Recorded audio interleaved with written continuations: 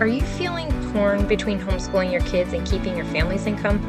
Or maybe you're wondering how to guide your child's learning without having all the answers? If that sounds like you are definitely in the right place. Welcome to the Ultimate Homeschool Community Podcast, where homeschool dreams really meet real world support. I'm Tiffany Hernandez, here to help you connect with the tools, community, and business strategies to homeschool confidently and keep your family's income strong. If you're ready to lead, learn, and launch, let's get started. Welcome, welcome, welcome. It's the Ultimate Homeschool Community Podcast. I'm your host, Tiffany Hernandez. And today we have Gisella. She is a school teacher of over 20 years, and she has just embarked on a journey of Escuela Del Sol, which is a wonderful business that we're going to be hearing about. Welcome, Gisella. Thank you. I'm so happy to be here.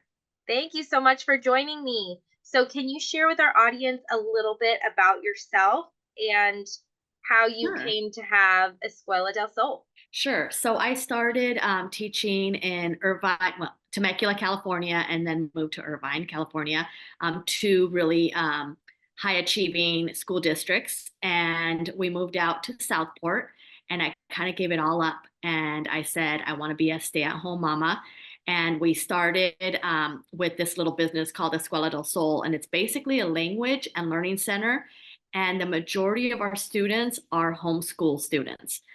So it's a really wonderful resource. We have Spanish classes, we have writing classes, we have standardized testing for our kiddos that parents want to know how, their strengths and their weaknesses and how they're doing with that. So we're just a resource here in Southport. We started off really slow and it grew quickly, grew wonderfully. So That is awesome. So being a stay-at-home mom and now having a business that you run, I know you were in the school districts and public school. Can you share some of those pros and cons that you've seen working with homeschool students versus working with the public school system? absolutely. I had my doubts about homeschooling when I lived back in California and I was a public school teacher. I had my doubts. Came to North Carolina, Southport, and I'm excited to work with homeschoolers because it's just a different group of kids. What these parents are giving to these children is phenomenal. I have seen the most respectful kids. I have seen kids that are just so intelligent. They're critical thinkers. They are kind, just a different breed of kids. Homeschooler. Sorry. Yeah. That's awesome. Well, and that's something to say too about the parents, they're putting more time and energy into their children. And so that's impacting them on a much grander scale than we even really think about. It's unfortunate that so many parents have to put their children in public school because they can't afford to stay home. But you have changed that, right? You have your business, so you are able to stay home and make your own schedule and work around, your family lifestyle. I know we spoke shortly about your daughter being in even private school, but that's her choice and that's what she's wanting to do, and you're allowing her to do that. But I would say that's the Yes. whole point of alternative learning, right? Is to allow the child to be a part of their learning experience.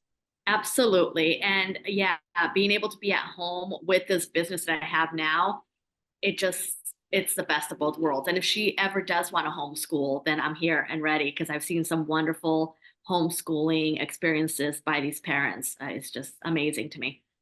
That's great. So, what are some things that you do specifically that you found your homeschoolers benefit from the most from Escuela del Sol? Can you share some of that experience?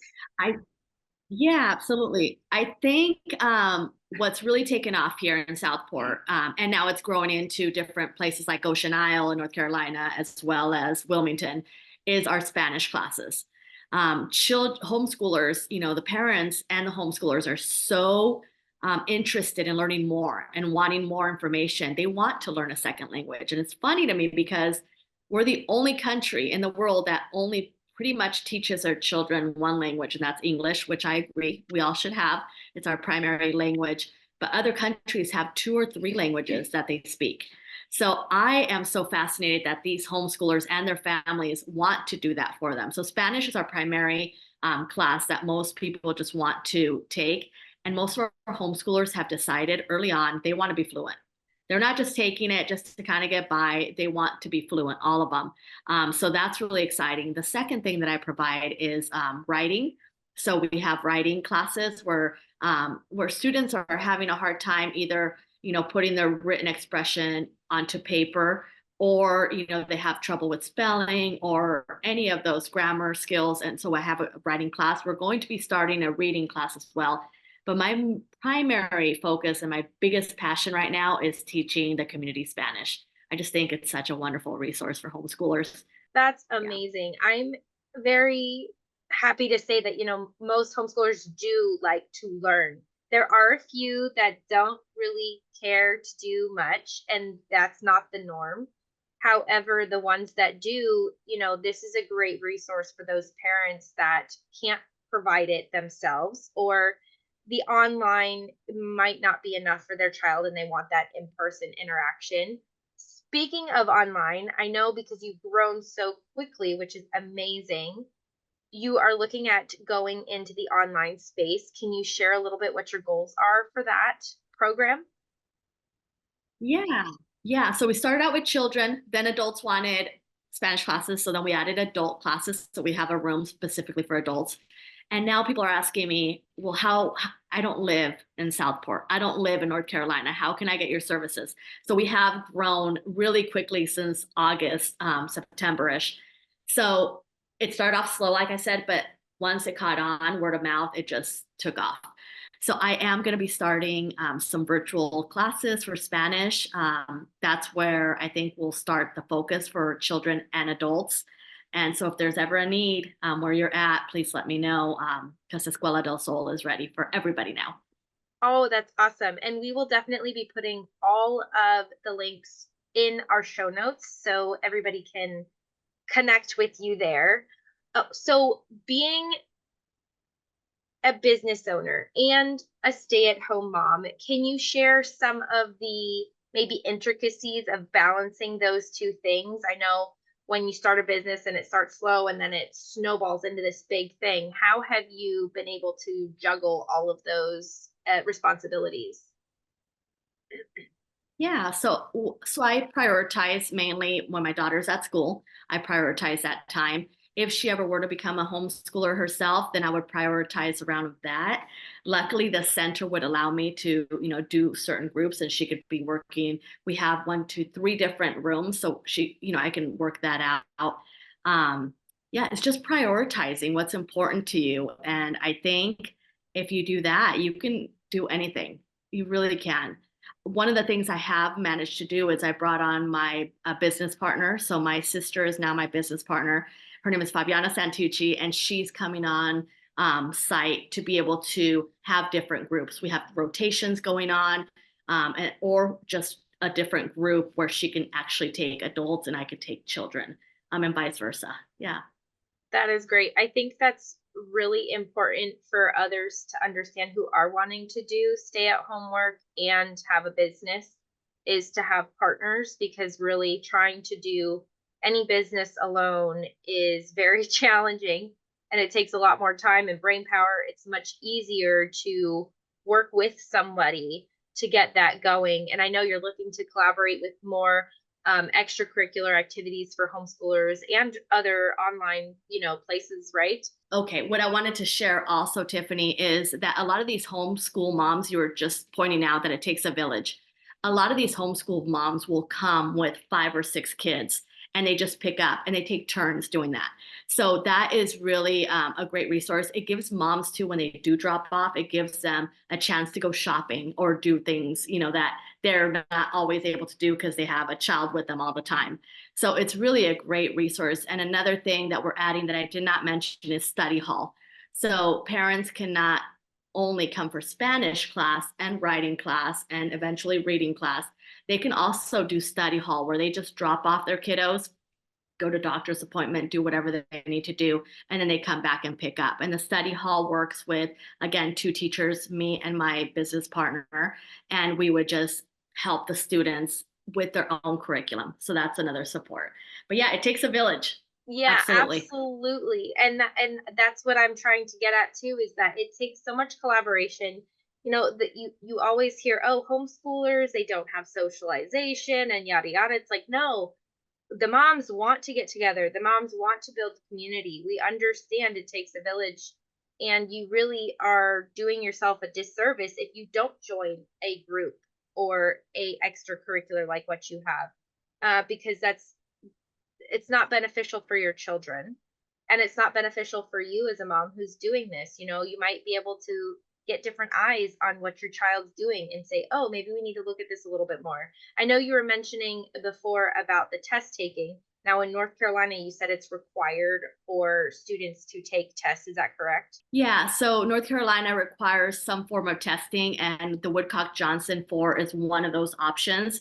However, I do want to point out that for anybody that's wanting to see what their students' strengths and weaknesses are and how they can better assist them, it's standardized across the country. So you will be able to see, oh, my child's really struggling in mathematics, and that's where I need to, bump it up a little bit. And I don't just test them, I do a consultation with the parents. And we look at the curriculum and what they're doing to see how we could support the families all together, the student and the parents, on how to teach their child. That is a great resource and something that, I hope the audience will take advantage of, because having someone to assess your child without any strings attached, is really quite beneficial.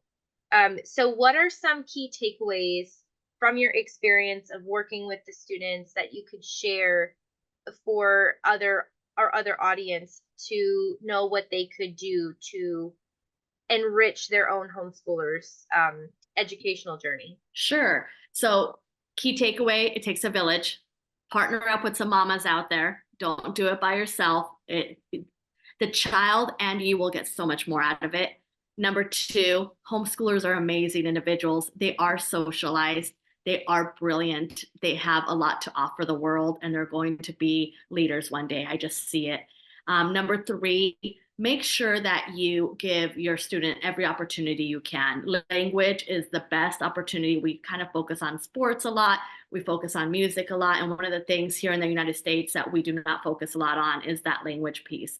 We go into our high school and college years taking 2 years each of Spanish, let's say, and sometimes don't learn anything. So, getting into a program like conversational Spanish, learning naturally the way you did as a baby, is one way to actually learn the language and not take it the traditional public school way that none of us learned anything. So, those are my key points and my takeaways. Perfect. I really appreciate you saying that about, taking classes at a college or high school level and not getting anything out of it. I was one of those. I took Spanish for 2 years, and I really don't remember much, maybe colors, numbers, and like a few things about the home and school and the beach. But so you mentioned you're teaching it differently in a conversational way. Can you share a little bit about, before we go, can you share a little bit about how your program is much more beneficial than taking like a regular online course where they're learning just the grammar and all of those things? Sure. So the methodology behind this is learning to speak the language like we did as babies. It's basically learning it naturally, just like we learned our mother tongue. The reason for that is because we can learn anything in a book, memorize it for the time being, and then our brain tosses it out. It's the application piece. And I think homeschoolers, that's what we see a lot of. Everybody doing hands-on projects. That's kind of what conversational Spanish is we are learning the vocabulary, but we are applying it instantly. Students learn to ask and answer questions from day one. So it's an amazing program, and we keep spiraling down. We don't ever go to one lesson and then get rid of it. We Ah, are constantly just adding to our language, just like we did as babies. okay. That is beautiful. That is so wonderful. I am so glad you could come on here and share what you have to offer. I'm so glad it's prospering and you're growing this business opportunity for yourself and your community. And like I said, we'll have the links in the show notes. But where is it best to contact you if they want to get an assessment or if they want to learn more about your online classes? or what you have coming up? Sure. So you can follow us on Facebook at Escuela del Sol, ESCUELA, Del, DEL, Sol, SOL. You can follow us there, or you can go to our website, escueladelsol.net, and you can go ahead and post that. I know you're doing that. And remember, even if you want testing and it's not in North Carolina, we have ways to come to you either online, or we actually take days and go to a certain site. If there's enough students, we will do that as well for testing. And join us for Spanish at Escuela del Sol virtually. I am excited to open that up for everybody. That is wonderful. Thank you so much, Gisella. I am so thankful that you came on our show today, and we will see you all next time. Thank you for having me. Bye. Bye-bye. Thanks so much for joining me on the Ultimate Homeschool Community Podcast. Before you go, though, don't miss out. Check those show notes down below so you can get those exclusive freebies and helpful resources and some practical tips that we've been sharing to support your homeschool journey. If you found value in today's episode, which I'm sure you have, please make sure to subscribe, leave a review, share it with another parent who needs it. You know, the more reviews and comments that we get, the more parents we can reach with the support they need. And so your next step towards confident homeschooling is literally just a click away. Just check below. So just check out those notes, and we'll see you next time.